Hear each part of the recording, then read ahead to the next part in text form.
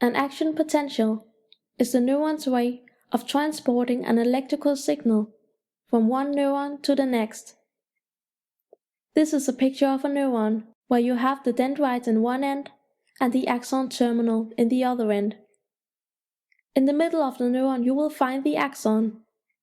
This is where the electrical signal travels from the dendrite to the axon terminal. This is a picture of a myelinated neuron, which is covered with a myelin sheath, which allows the electrical signal to travel faster down the axon.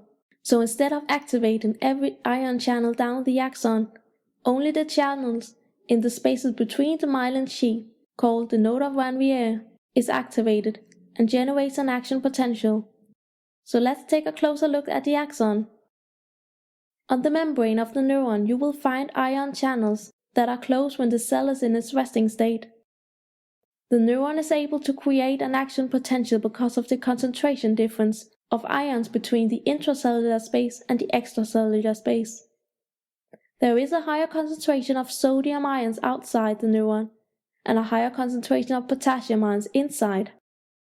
The extracellular space is more positive than inside the neuron. This creates a voltage difference of -70 mV, which is created by leaky ion channels that are more permeable to potassium ions than sodium ions, which causes potassium to leave the cell and only a small amount of sodium ions to enter. The sodium-potassium pump also regulates the environment by pumping out 3 sodium ions in exchange for 2 potassium ions. The -70 mV is the neuron's resting potential, but when a neuron is stimulated by a presynaptic neuron, it causes sodium channels to open, letting in positive ions. This will change the electrical environment and make it more positive inside the neuron and less positive outside. This is called depolarization, and which causes a chain reaction where the next sodium channels will open, letting in positive ions all the way down the axon. Shortly after the channels have opened, they will close again, and potassium channels will then open, letting out positive potassium ions to recreate the negative environment inside the neuron and the positive environment outside. This happens at around +40 mV and causes a repolarization where the intracellular space becomes negative again.